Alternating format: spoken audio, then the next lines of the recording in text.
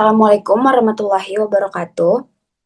Yang terhormat, Ibu Mai Mulyaningsih selaku dosen pengampu mata kuliah Practice of Intermediate Accounting, serta teman-teman semua yang menyimak video ini.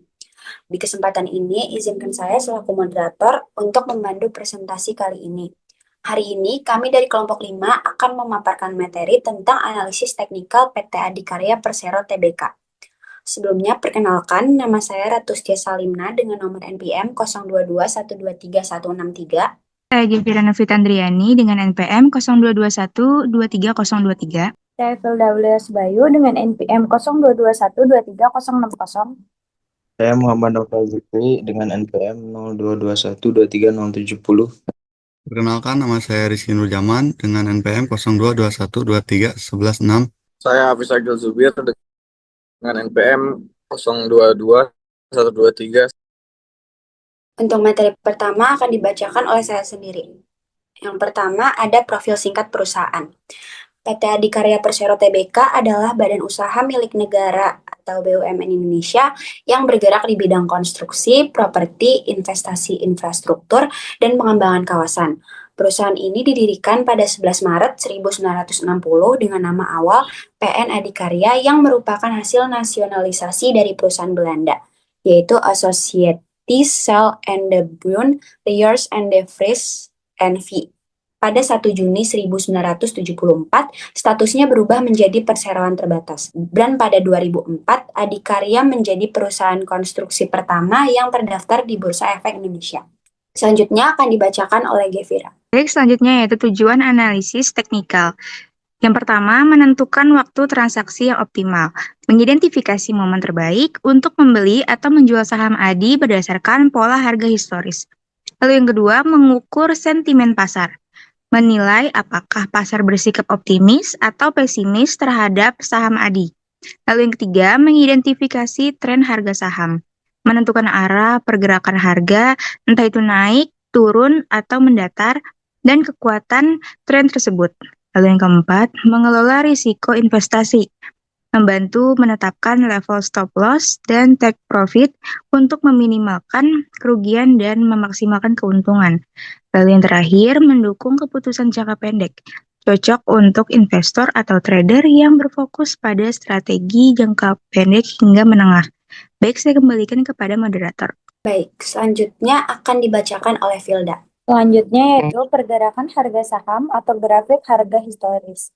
Yang pertama yaitu harga tertinggi di 248 pada 3 Januari 2025.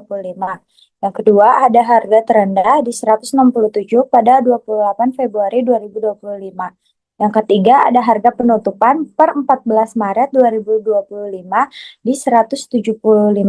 Kemudian ada volume perdagangan harian bervariasi antara 2 juta hingga 12 juta saham. Kemudian di Januari 2025, saham ADI mengalami lonjakan signifikan pada awal tahun dengan kenaikan sebesar 7,55% pada 2 Januari dan 8,77% pada 3 Januari. Mencapai harga penutupan di 248. Kemudian di Februari 2025, terjadi penurunan harga secara bertahap mencapai titik terendah di 167 pada 28 Februari. Yang terakhir di Maret 2025, harga saham menunjukkan pemulihan dengan penutupan di 175 pada 14 Maret. Selanjutnya saya kembalikan kepada moderator. Baik, materi selanjutnya akan dibacakan oleh Zikri. Materi selanjutnya ada indikator teknikal atau moving average. Pada bulan Januari 2025, harga saham naik tajam pada awal Januari dan bergerak di atas moving average 20 dan moving average 50, menandakan sinyal bullish jangka pendek. Lalu MA20 melintasi MA50 dari bawah atau golden cross, memberi indikasi awal potensi uptrend. Lalu pada bulan Februari 2025, harga mulai terkoreksi turun, memotong MA20 dan bergerak mendekati MA50, menunjukkan pelemahan momentum naik.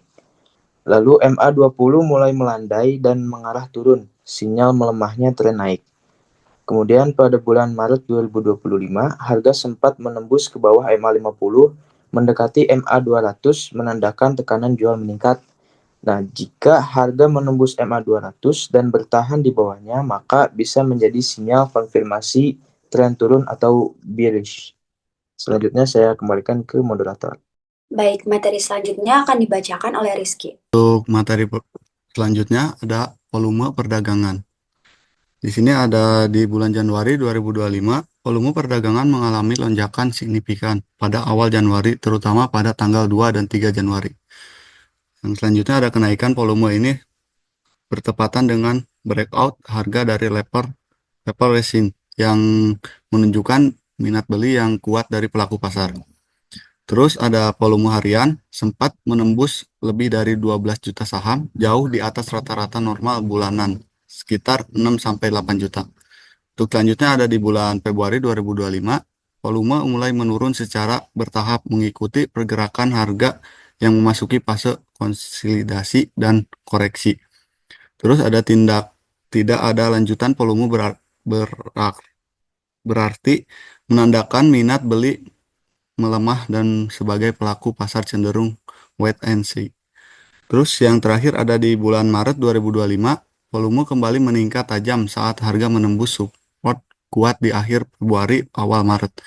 Dan kenaikan volume saat penurunan harga menandak tekanan jual yang kuat, memperkuat sinyal breakdown dan kelanjutan tren turun. Baik, untuk selanjutnya saya kembalikan ke moderator. Baik, materi selanjutnya akan dibacakan oleh Hafiz. Selanjutnya ada resiko yang perlu diwaspadai. Yang pertama ada volatilitas harga tinggi, yaitu fluktuasi tajam beresiko menyebabkan kerugian cepat. Yang kedua ada sinyal palsu atau false breakout atau breakdown. Itu breakout tanpa volume bisa menyesatkan trader. Yang ketiga ada volume tidak konsisten, yaitu menyulitkan validasi sinyal teknikal. Yang keempat ada risiko eksternal, yaitu faktor suku bunga, inflasi, dan kebijakan pemerintah dapat mengganggu analisis teknikal.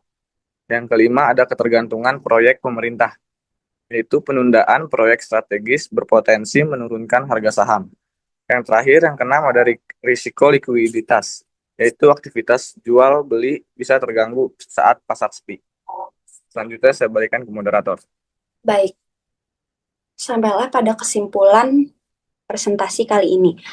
Kesimpulannya adalah analisis teknikal saham ADI menunjukkan tren penurunan harga yang signifikan pada periode Januari hingga Maret 2025. Harga saham mengalami fluktuasi dengan penurunan yang cukup tajam mencapai level terendah.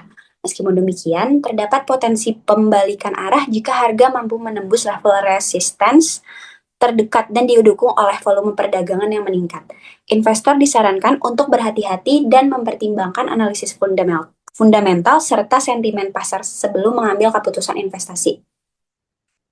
Baik, sekian dari kelompok kami. Wassalamualaikum warahmatullahi wabarakatuh.